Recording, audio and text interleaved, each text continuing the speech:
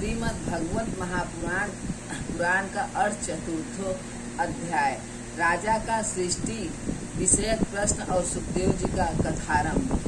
सूत जी कहते हैं, सुखदेव जी के वचन भगवत तत्व का निश्चय करने वाले थे। उत्तरानंदन राजा परीक्षित ने उन्हें सुनकर अपनी शुद्ध बुद्धि भगवान श्री कृष्ण के चरणों में अनन्य भाव से समर्पित कर दी। शरीर, पत्नी, पुत्र, महल, पशु, धन, भाई, बंधु और निकटस्थ राज्यों में नित्येक अभ्यास के कारण उनकी दृढ़ ममता हो गई थी। एक क्षण में ही उन्होंने उस ममता का त्याग कर दिया। शौनकादिक जी ऋषियों महामनस्वी परीक्षित ने अपनी मृत्यु का निश्चय समय जान लिया था, इसलिए उन्होंने धर्म, अर्थ और काम से संबंध रखने वाले जितने भी कर्म थे उनका संन्यास कर दिया। इसके बाद भगवान श्री कृष्ण में दृढ़ आत्मभाव को प्राप्त होकर बड़ी श्रद्धा से भगवान श्री कृष्ण की महिमा सुनने के लिए उन्होंने श्री सुखदेव जी से यही प्रश्न किया जिसे आप लोग मुझसे पूछ रहे हैं। परीक्षित ने पूछा, भगवत स्वरूप मुनिवर, आप परम पवित्र और सर्वज्ञ हैं। आपने जो कुछ कहा है वह सत्य है एवं उचित है। आप ज्यों भगवान की कथा कहते जा रहे हैं त्यों मेरे अज्ञान का पर्दा फटता जा रहा है। मैं आपसे फिर भी यह जानना चाहता हूँ कि भगवान अपनी माया से इस संसार की सृष्टि कैसे करते हैं। इस संसार की रचना तो इतनी रहस्यमयी है कि ब्रह्मादि समर्थ लोकपाल भी इसके समझने में भूल कर बैठते हैं। भगवान कैसे इस विश्व की रक्षा और फिर संहार करते हैं। अनंत शक्ति परमात्मा किन किन शक्तियों का आश्रय लेकर अपने आप को ही खिलौने बनाकर खेलते हैं। बच्चों के बनाए हुए घरौंदों की तरह ब्रह्मांडों को कैसे बनाते हैं और फिर किस प्रकार बात की बात में मिटा देते हैं। भगवान श्री हरि की लीलाएं बड़ी ही अद्भुत अचिंत्य है, इसमें संदेश की कोई संदेह नहीं की। बड़े बड़े विद्वानों के लिए भी उनकी लीला का रहस्य समझना अत्यंत कठिन प्रतीत होता है। भगवान तो अकेले ही हैं।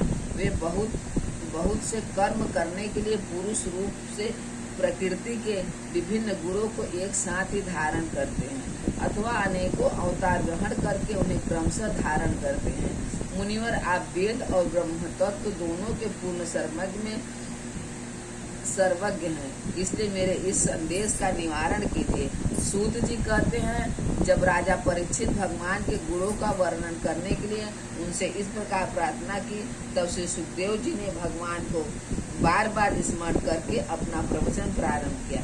श्री सुखदेव जी ने कहा, उन पुरुषोत्तम भगवान के चरण कमलों में मेरे कोटि कोटि प्रणाम, जो संसार की उत्पत्ति, स्थिति और प्रलय की लीला करने के लिए रज, सत्व, रज तथा तमोगुण तीन शक्तियों को स्वीकार कर ब्रह्मा, विष्णु और शंकर का रूप धारण करते हैं, जो समस्त चर अचर प्राणियों के हृदय में अंतरात्मा रूप से विराजमान हैं, जिनका स्वरूप और उसकी उपलब्धि का मार्ग बुद्धि के विषय नहीं है, जो स्वयं अनंत है तथा जिनकी महिमा भी अनंत है।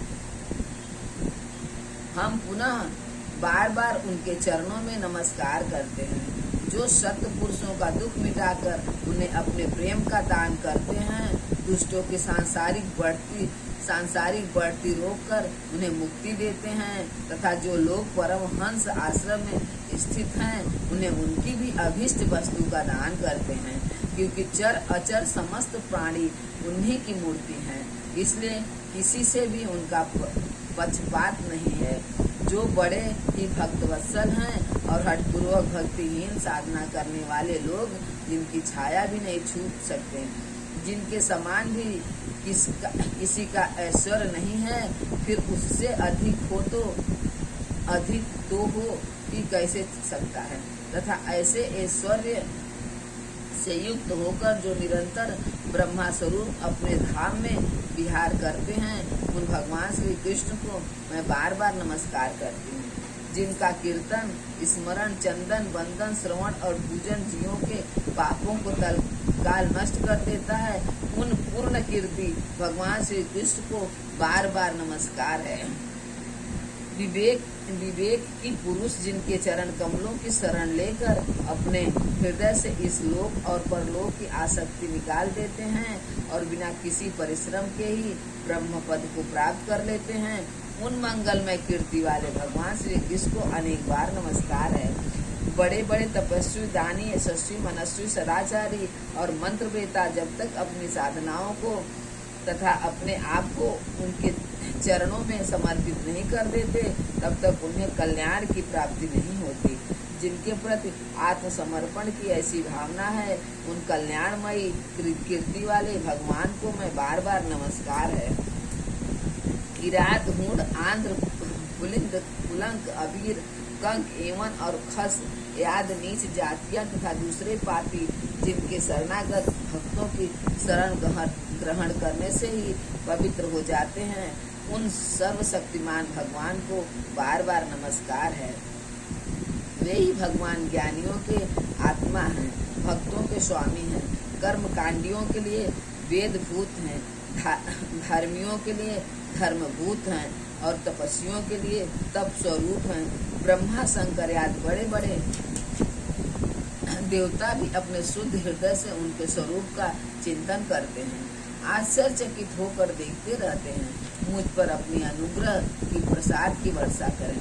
जो समस्त संपत्तियों की स्वामिनी लक्ष्मी देवी के पति हैं, समस्त यज्ञों के भोक्ता फलदाता हैं, प्रजा के रक्षक, सबके अंतर्यामी और समस्त लोगों के पालन करता हैं, तथा पृथ्वी देवी के स्वामी हैं, जिन्होंने यदुवंश में प्रकट होकर अनंत ऋषि एवं यदुवंशी के लोगों की रक्षा की है, तथा जो उन लोगों के एकमात्र आश्रय रहे हैं, वे भक्त वत्सल संत जनों के सर्वस्व श्री कृष्ण मुझ पर प्रसन्न हो।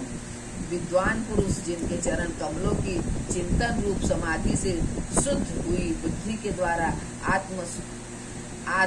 आत्म तत्व का साक्षात्कार करते हैं तथा उनके दर्शन के अनंतर अपनी अपनी मति और रुचि के अनुसार जिनके स्वरूप का वर्णन करते रहते हैं, वे प्रेम और मुक्ति के लुटाने वाले भगवान श्री कृष्ण मुझ पर प्रसन्न हो। जिन्होंने सृष्टि के समय ब्रह्मा के हृदय में पूर्व कल्प की स्मृति जगत जागृत करने के लिए ज्ञान की अधिष्ठात्री देवी को प्रेरित किया और वे अपने अंगों के सहित वेदों के रूप में उनके मुख से प्रकट हुई वे ज्ञान के मूल कारण भगवान मुझ पर कृपा करें, मेरे हृदय में प्रकट हों। भगवान की पंच महाभूतों से इन शरीरों का निर्माण करके इनमें जीव रूप से शयन करते हैं और 5 ज्ञानेंद्रिया, 5 कर्मेंद्रिया, 5 प्राण इंद्रिया और 5 प्राण और 1 मन, इन 16 कलाओं से युक्त होकर इनके द्वारा 16 विषयों का भोग करते हैं। वे सर्वभूताय भगवान मेरी वाणी को अपने गुणों से अलंकृत करें। संत पुरुष जिनके मुख कमल से मकरंद के समान झड़ती हुई ज्ञानमयी सुधा का पान करते रहते हैं, उन देवता अवतार सर्वज्ञ भगवान व्यास के चरणों में मेरा बार बार नमस्कार है। परीक्षित वेद गर्भ स्वयंभू ब्रह्मा ने नारद के प्रश्न करने पर यही बात कही थी कि जिसका स्वयं भगवान नारायण ने उन्हें उपदेश किया था और वहाँ मैं तुमसे कह रहा हूँ। श्रीमद् भागवत महापुराणे परमहंसा सहित द्वितीय स्कंधे 4 अध्याय समाप्त।